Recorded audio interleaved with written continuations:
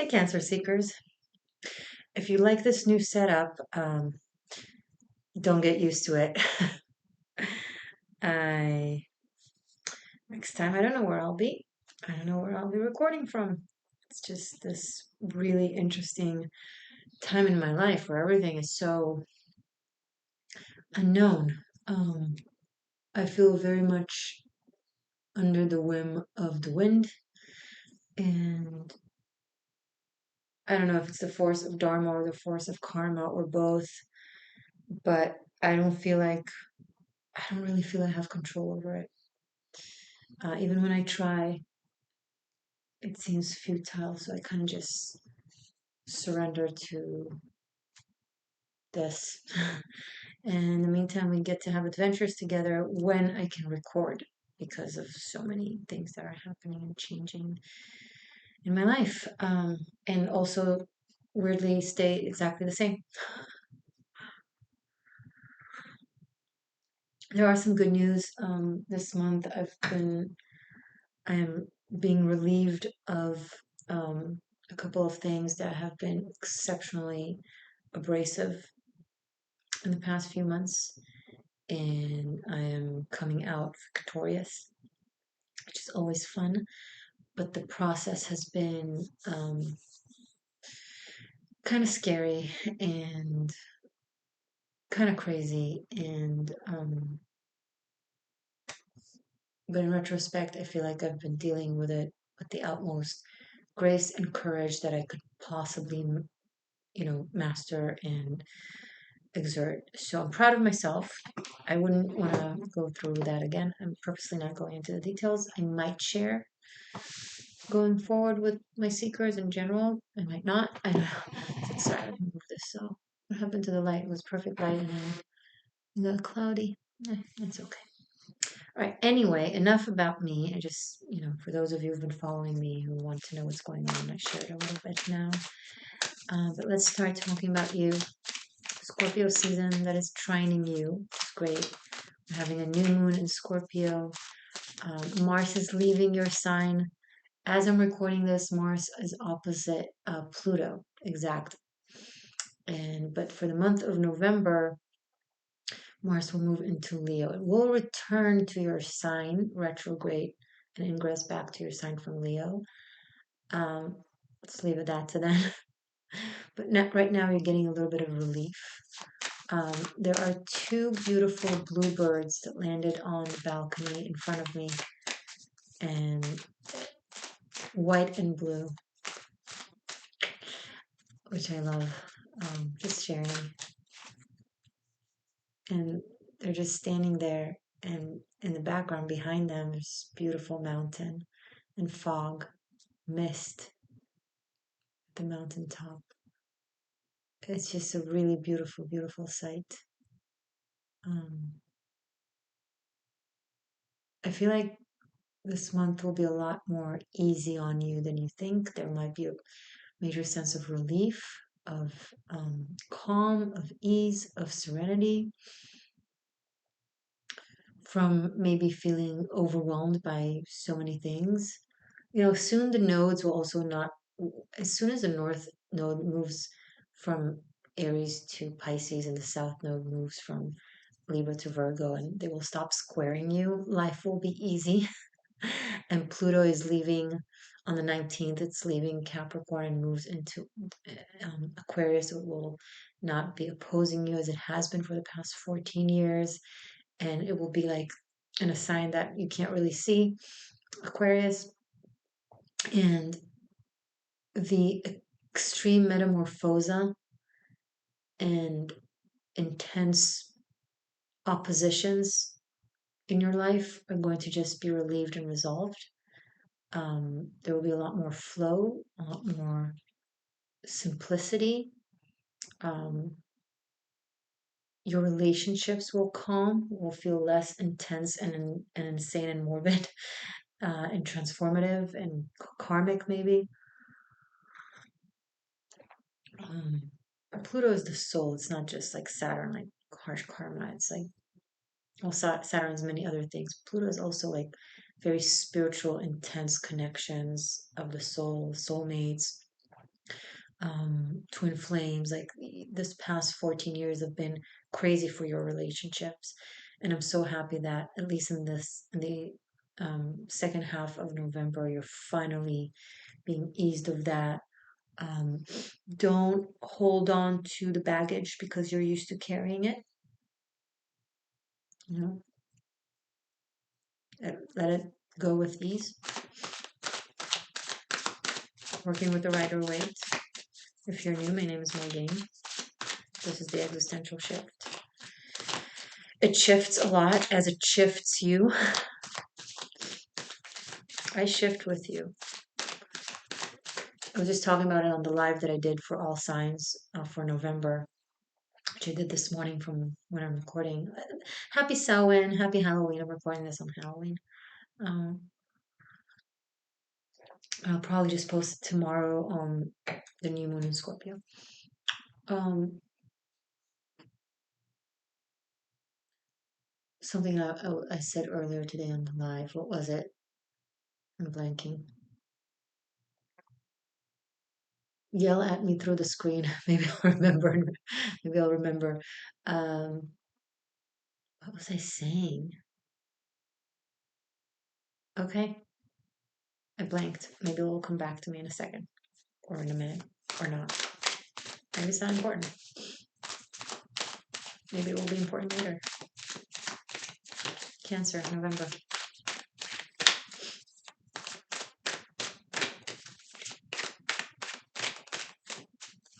Oh, the cosmos, the universe, the divine also goes through the process of expansion and evolution. So it's not that there's this one framed truth that we're constantly trying to discover. And at one point, we'll know all of it. As we go through the process of search and discovery, the existence shifts in and of itself. So it's an endless search and discovery. Like because it changes, the truth evolves, the truth changes. So we need to be able to recognize that even if we've recognized a truth 100 years ago, 1,000 years ago, 3,000 years ago, it has evolved since, and now we need to adapt and modify and revise. So I don't know how this um, applies to you, if it applies to you, but keep that in mind that even if you've already learned everything there is to learn about something, that something has grown and expanded and changed since. So you need to go back to the learning process. I feel like doctors need to hear it. Like, dude, if it's been like 5 years, 10 years, 20 years, 30 years since you graduated from med school and you haven't been up to up to date with medical discoveries and newfound information, not just something that expands, but just discovery of things that they didn't know then, that existed then, but they didn't know then. Like you can't preach to people about um, everything in medicine, let alone everything, right? So yeah, something about that. Like maybe there's something in your life that you've mastered, learned really well, but now it's time to get an update, you know, update the app. There has been an upgrade, so now you need an update so that you could get upgraded with it.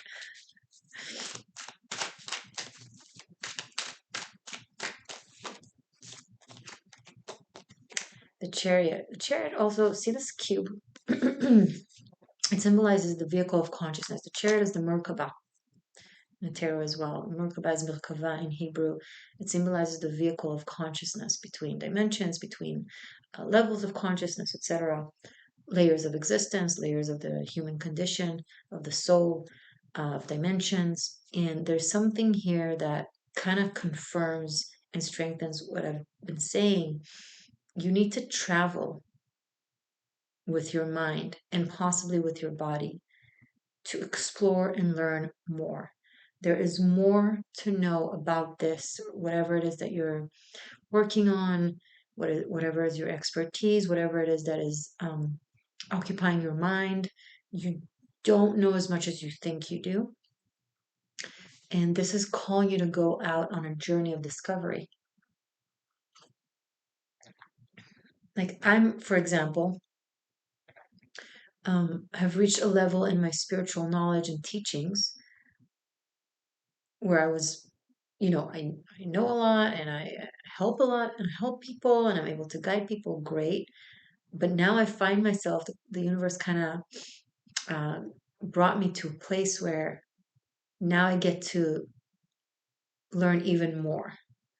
And there's a whole new world of knowledge that I need to now begin or have begun and continue to learn and discover so that I can expand my spiritual knowledge and so I'm able to expand my teachings and my assistance. So it's kind of like they say, you work so hard for years to become a black belt. But then they say as soon as you become a black belt, you're going back to you're immediately at ground zero because now there are like 9, 10, but 9 in practicality of dans of levels of a black belt to go into. So you're the white belt of the black belt. So it's almost like okay, you reached black belt level of something. So now you're the white belt of the black belt because there are levels to that as well. So you gotta, have beginner's mind, modify your own mindset going from master to student again. It's a constant cycle of master seeker. We're always both simultaneously. There's something that we've mastered and there's something that we're learning. um and so it's, the I wrote at, once I wrote the top of the mountain is the beginning of the sky, right? So you're at the top of a mountain. It's a beginning of a sky that you're looking into its horizon. You're like, holy cow, what? It's kind of how I'm feeling right now. I'm not cancer, but I can really relate to this. Um,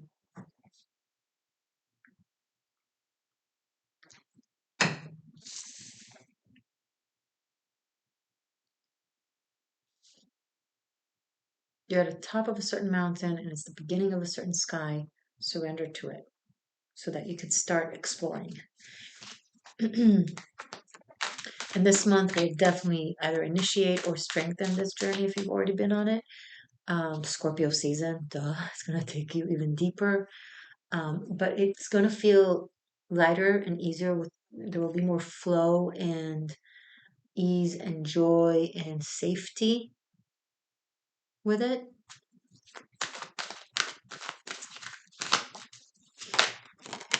More stability to it. Maybe you have more resources or you'll gain more resources. Knight of Pentacles. There's a more set plan, steps. You're going to know a few steps ahead. So it's not going to be a complete unknown, vague, what's going to be next? I don't know. Oh my God. It's going to be like, okay, there's a plan. There are going to be steps to it. And there's going, Ace of Cups at the bottom of the deck. It's going to come with ease, emotional ease. Um, Help with others. Help could be someone specific. This Knight of Pentacles. You're not alone in this. There's help. There's support. There's friendship. There's guidance. There's an opportunity of some sort to open up and to open your heart to a new collaboration. Three of Pentacles. Um, could be a project of some sort where you'll be working with other people. Maybe a group of people or something, people that are working on something kind of invite you in to be a part of it, maybe just as an observer, or maybe slowly, little by little, you'll get to also partake and participate.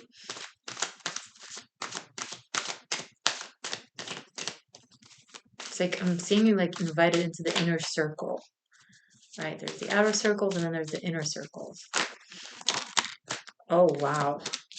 Knight of Cups and the Devil. So, um, there's some strong sexual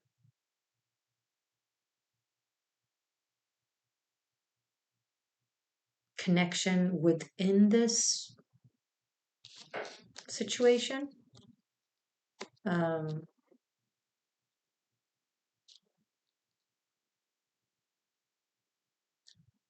you might also become aware of a level of corruption or some deceit or something that going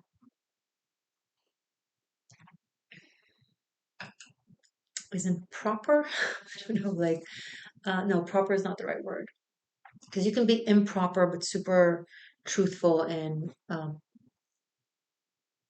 good, and you can be super proper but also deceitful and distorted. So um, polite isn't always kind. Nice isn't always honest. That's the kind of thing I'm referring to. But anyway, you're getting a personal invitation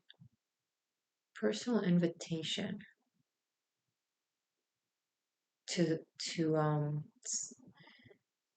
solidify a bond of some sort. Who had this in the general reading that I did for November? One of the signs also had this.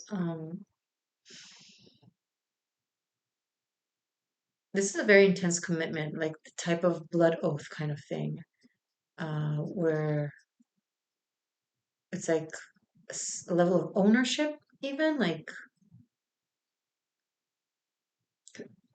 master kind of vibe.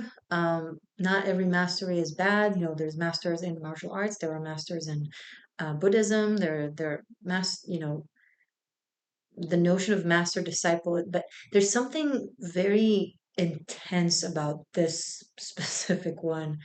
Um, no judgment, because there's also the Ace of Cups and the Three of Pentacles and the Knight of Cups. So I'm not the Queen of Swords. Like there's something also very idealistic and truthful about this. So it's just intense. I'm feeling the devil is more so intense than devil, you know, is used to describe many archetypes. It has several faces.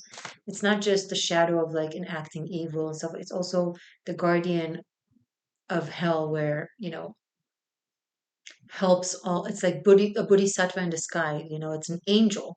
It's a form of an angel that guards all the souls that get to hell or the realms of hell, in order to make sure that they go through the process that they need to go through in order to burn their sins or their karma, different terminologies, same essence, and then possibly be moving on. So not like, I'm not referring to the eternal condemnation of in Christianity, theology, but in other theologies, any realm of hell is always temporary. It's never eternal. There's always a way out. So the angel guarding it, um, the devil or Satan was a fallen angel, um, that honestly got the dirtiest, most difficult job, but the souls that choose the most difficult job and to stick around for those that are behind, and need more help. It's like Jesus walking amongst the leopards, right? It's not. Sometimes the dirtiest job is the most righteous job. It, again, depends. It's not like one equation.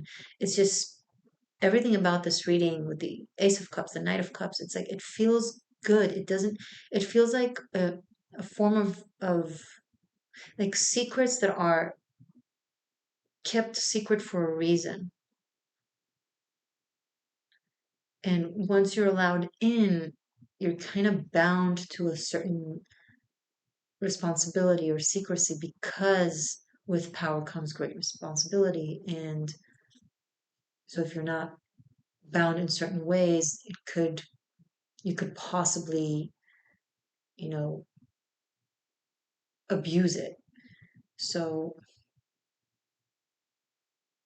but that is such a gray area. Restraints can so easily become shackles, and power corrupts. So the more power this master has, um, the more there needs to be cautious, yeah, um, and awareness. And Following blind orders is never good.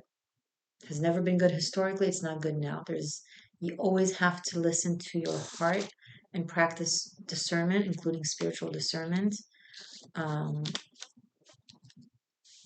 and take everything as advice as opposed to a command. If it used to be okay to for a master to command a disciple, times have changed, souls have grown, we have more spiritual maturity. We don't need to be as restrained as we used to be because we're no longer spiritual toddlers that need to be, really made put on a leash so that we don't jump off a cliff. So it's no longer necessary or even definitely not appropriate. So if it used to be a command, now it needs to be more in the direction of a conversation, um, or somewhere in the middle, depending. But I think you're getting the point. Um,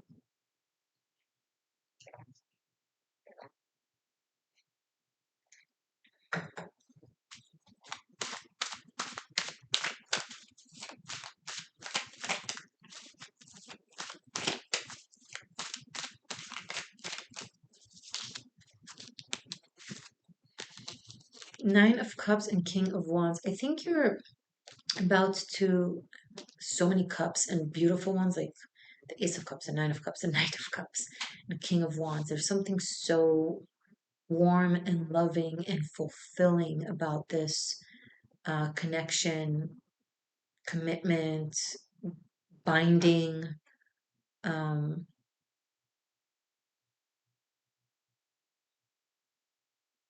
there's something that this King of Wand wants, and I think it's you. I think this King of Wands wants you. And assuming that it's mutual and that you're okay with it, I think they're going to be very intense about it. Um, right now, it's tiptoed. As soon as you're invited into the inner circle, they'll express it.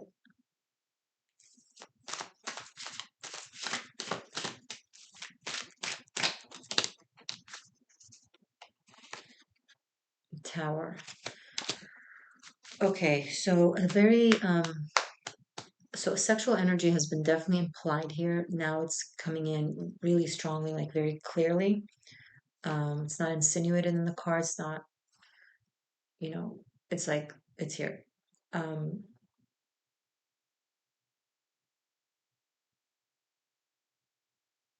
Someone has been holding back their desire for you, and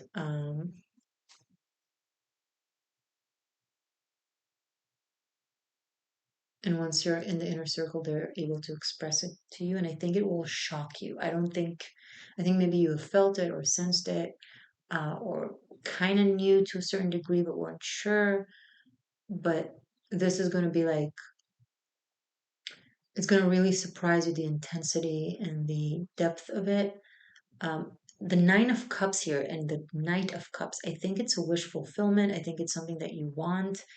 Um, it's something that you're both like mutually wanting to bind yourself to one another.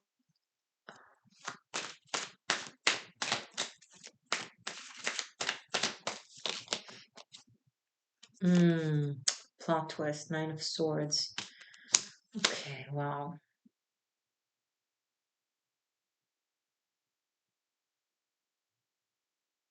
There is some sort of sacrifice. Ugh, I hope it's not a real God, I hope I'm not giving a reading to some cult stuff, but there's something very scorpionic about all of this. Um, this something about this really scares you because it's a lot. Um, just practice wisdom and discernment. Remember, these are general readings. You get to recognize what's going on specifically for you and make decisions in accordance. Um, but I do see that for the sake of this wish fulfillment and expression of really deep, profound desires, there is something that else that needs to be sacrificed, and that comes with a level of sadness. Um, it's not possible to have both. I'm picking up one. one needs to be chosen at the expense of another kind of thing. Um, Very interesting.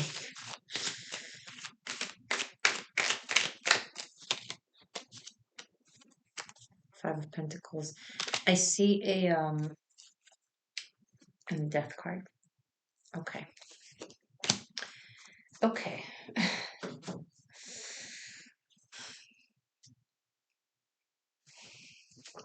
I'm taking a moment to drink tea and kind of process what I'm seeing.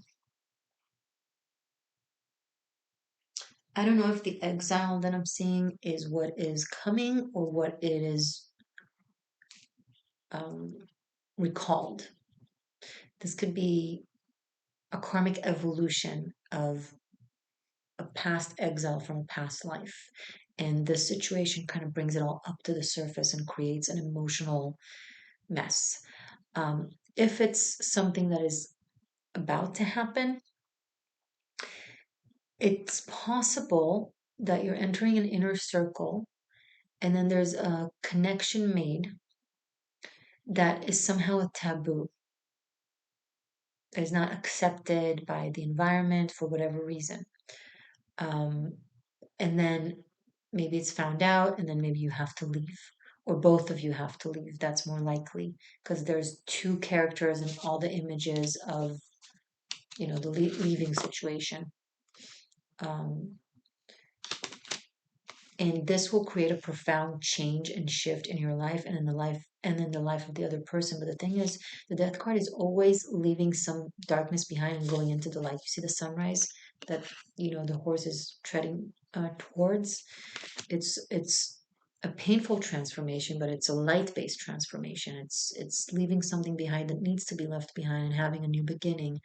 And sometimes the process itself is very challenging and difficult. So the important thing to note is that even if that happens, you know, it's based in truth, it's based in love, and it's for the better. So even if it's hard and hurtful, even if it requires a degree of you know, letting go of something, you will still be gaining something else.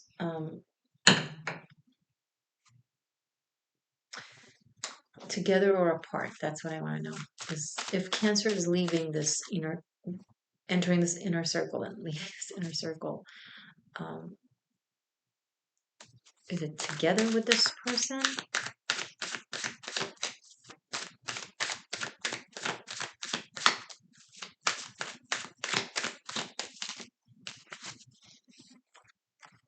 Interesting. King of Swords and Three of Swords. The South Node in Libra is coming through very strongly about clearing any karmic residue that is harming your relationships.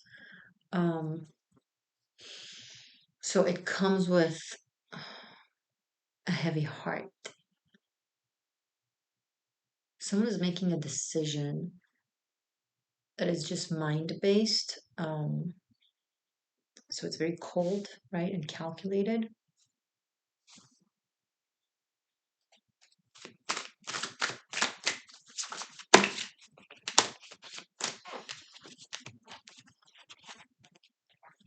Yeah, Judgment, Queen of Swords, Six of Swords, and we have Queen of Swords and King of Swords. So I think there's a traveling together or moving away together. So this is not just you, okay? So at least, yeah, it's like two people need to leave a place or choose to leave a place. It could be that you're choosing to do so. Um,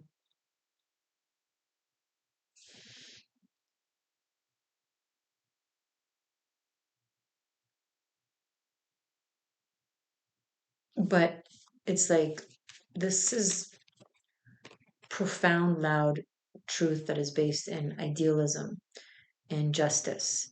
So this is not like, oh, you made a terrible mistake and you lost a really great opportunity. No, is that you recognize a really uncomfortable um, truth of some sort that you just can't live with. You don't feel that you're not okay with it. Um, So you choose to not be a part of it and then leave, right? And I see ease with the Six of Swords. There's a level of peace that comes with it.